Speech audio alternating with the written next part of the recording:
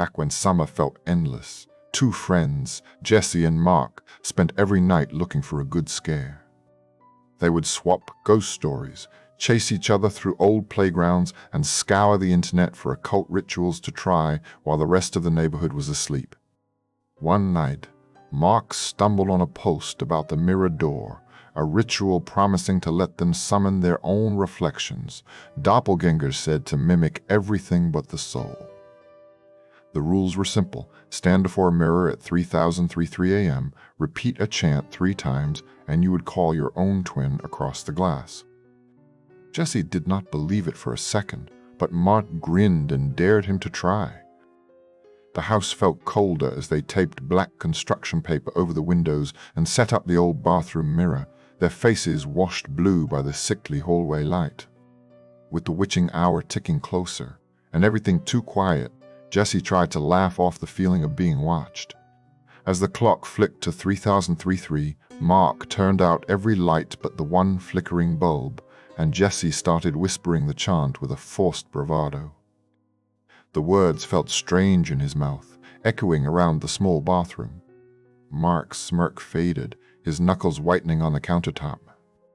The mirror, streaked with age, seemed to get deeper with every syllable, the reflected bathroom stretching away behind them like a tunnel. Then, slowly, Jesse noticed something off. His reflection did not quite move with him.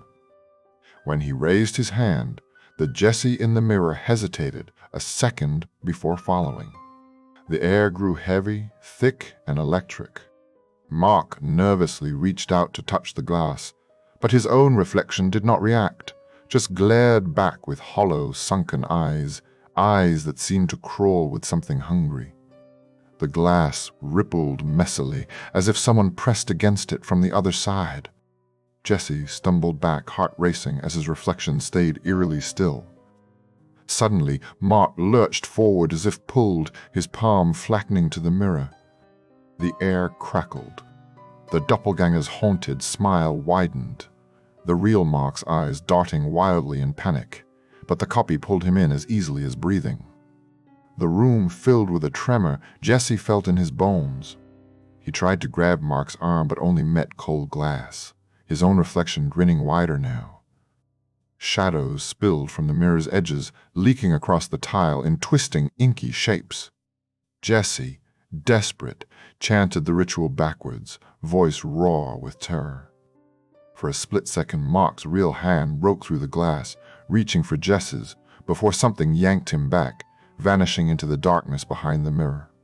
In the aftermath, Jesse was left alone in a house that felt stranger than before, the air thick with dread and the mirror shattered on the cold bathroom floor.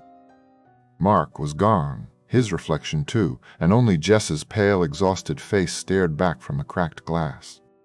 The next morning, no one believed him. There was not a trace of Mark, not even a footprint. For weeks, Jesse avoided his own reflection, feeling eyes on his back wherever he went, sometimes glimpsing a hesitant, slack-jawed version of himself in windows and TV screens. No one missed Mark but Jesse. He never forgot the lesson etched in those cold blue cracks. Some doors, once opened, can never be closed.